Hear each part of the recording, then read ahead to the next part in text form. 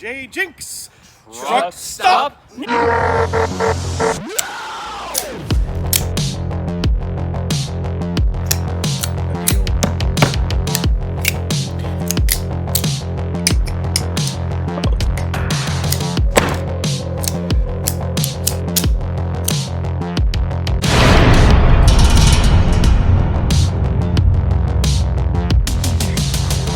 Well, this is J Jinx. Still on my road trip, and I've discovered a wonderful place. It's called the Swap Shop, and it is an absolutely massive flea market in South Florida, kind of near Fort Lauderdale. I'm very excited about this. Let's check it out. No gambling noted. Yep. Got watches, watch repair. Nothing this way. It just goes. Okay. Very cool looking. Look at that. The revolver. This you're looking jewelry, right? Right. Particular you want to look jewelry. I just bought a necklace from a very kind Indian man. Check it out. I like it. Savage.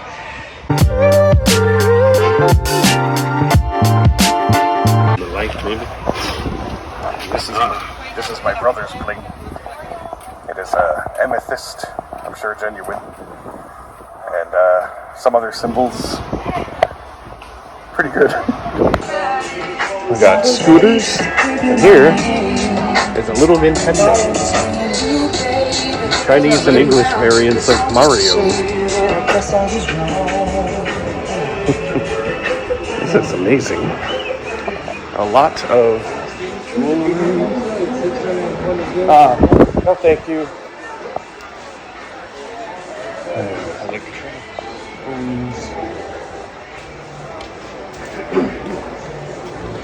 What I like about going to flea markets with you, my brother, is that we can skip all the bullshit. Yes.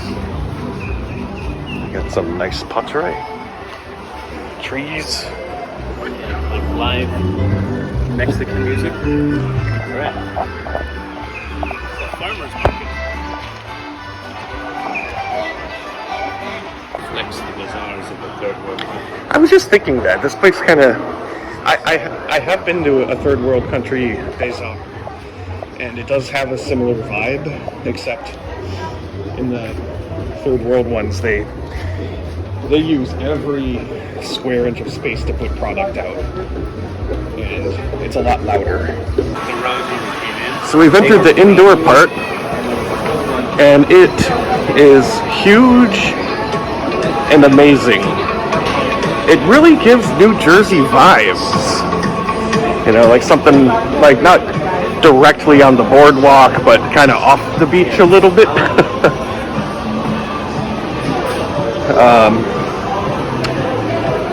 I'm a little overwhelmed. I don't know what to do yet. Let's check it out. This flea market has an indoor, like, car detailing car show place. And they actually have some pretty cool cars in here. Check this out. A 1987 Ferrari Testarossa in black. Wow. What are you doing here? That is so cool. Very, like... Now, if it were yellow, red, or something like that, that's like Miami Vice shit right there. If you go over here, they got another really cool old one.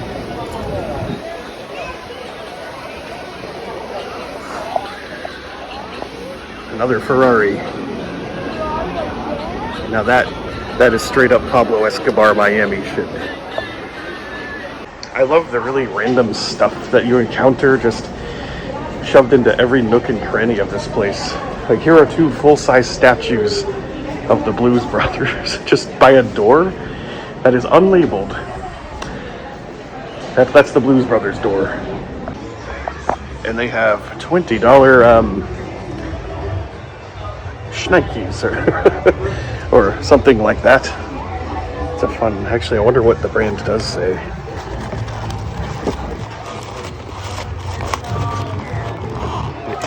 There is no brand. But yeah, $20 for something that resembles another brand. So it's a copy, not a counterfeit.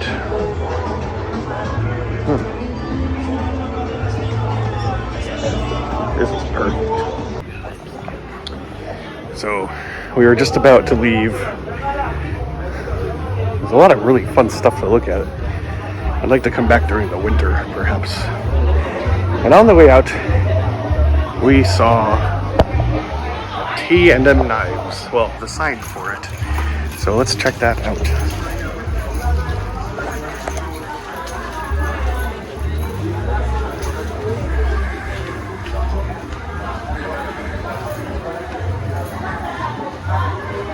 Oh my, this is it. Looks knifey. We have a lot of very stylistic knives in here, Greco-Roman style. There's a whole U, and then what? Badges of all times. I could seal valor here. Let's have a closer look.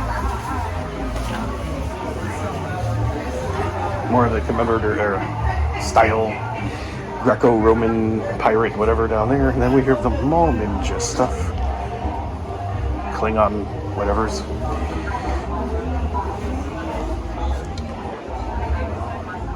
Nothing too interesting.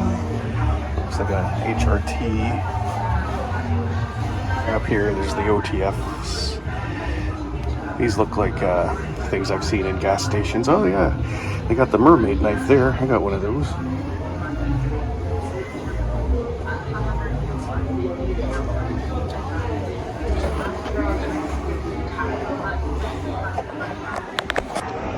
Silver black one.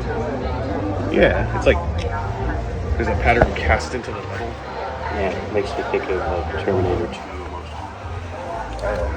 It is neat. But I wanted to show real quick these old frost cutlery knives. Looks like sodbuster trappers. Oh, there's a kissing crane sodbuster there. I'm guessing a lot of these are Frost cutlery. Ocoee River, yeah, which is owned by Frost. Old Barlows and stuff. Hard to say, there's a bunch of stuff on them. I see some like elephant toe style knives. There's one or two back here. Nothing really sticking way out to me. These kinds of places tend to really overcharge on their traditional folders, and yeah, I'm not seeing much.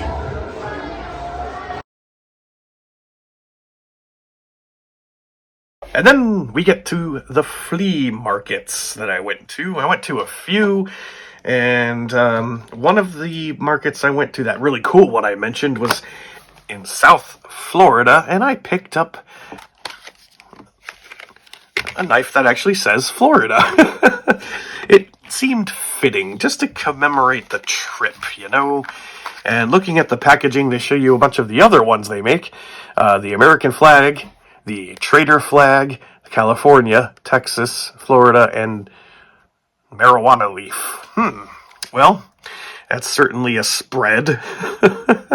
Kind of interesting seeing California and Texas side by side, and then the American flag and the Trader flag side by side. It is a heavy knife, all metal scales, deep ride pocket clip that has like no tension on it whatsoever, and the lockup is actually pretty good for a cheap knife. I never actually looked at the lockup of these other ones. That one's fine. That's a back lock. Whatever. I am not going to be using these. This is just to commemorate my trip. Made in China. It reminds me a little bit, just from the size and shape, of something by Kershaw. Not really a cryo, but something of that like size and shape-ish. It's just a cheapo knife that says Florida. Not even like the flag of Florida, just a yellow banner. At least with California and Texas, they have elements of their state flags. And then I ran into something. I was just walking along. There was a glass display case, and boom, what do I see? A Premier Edge. Well, actually the box was open, and that's what made me stop. But let's take a moment to appreciate this artwork. It's kind of lens flared, vaporwave, abstract, colorful photo with kind of a neat font. Very, I don't know, primitive looking. And look who it is. I was so jazzed about this. I found the classic Nick Shabazz Z Hunter in the wild. Such a rare thing nowadays. They stopped making these a long time ago. And it is assisted opening, but only just. I don't think any amount of breaking in will fix that. The lockup is not very good. But that's fine. That's the way these knives are designed. And on the black-coated blade, it says Tac Extreme. I'm pretty sure that the Z Hunter was not made by whoever Tac Extreme is back in the day. I actually have one. You know what? Let me go find it. Comparison time. Here it is. My OG Z Hunter, which actually says Z Hunter on the blade. And on the other side is ZB138. Custom design. Stainless steel china. So this is a Z Hunter copy. Who knew such a thing existed? You know? Maybe I should make one of those copy compared to the real McCoy videos. That's a fun idea. I should probably carry these and come up with some points for comparison. But right away you can see the difference in the lockup. The knockoff is on the left. The true Z Hunter is on the right with a much better position of that liner lock. So you get what you pay for. And I was just jazzed. I mean, just for the scales alone. It's just that goofy green skulled monster. Yes. I'm so happy I spotted one of these in the wild, and that someone made a Tac Extreme version of a Z Hunter knife. Yeah, it's just weird. I wish I could be a fly on the wall in the boardroom or something when they make these decisions. And I got one more knife from that flea market. Now, as many of you may or may not know, marijuana has been legal in the state of New Jersey for quite a number of years, and I made myself a tactical marijuana sack for carrying the various edibles and stuff that I use once in a while. And if you're gonna have a tactical bag, here, I'll just show it to you. But if you're gonna have a tactical bag, you gotta have a knife. And so I went in search of a knife with marijuana stuff on it. And for $25, I spotted this OTF. This is another Microtech Combat Troodon copy. $25. Here's the thing. It's all plastic. This is not metal. This is light as hell. And so I spotted it, and I was like, that's perfect. It's got the marijuana leaves in green and yellow and red. That will go perfect with my tactical marijuana sack. And then I got back to the hotel, and I realized there's a part missing. Yes, the little thing, I can just show you on this other Combat Troodon knockoff. The actuator slide is just gone. The one on display had one, and so, well, it's perfect. Yes. No need to change anything. It's exactly what I wanted.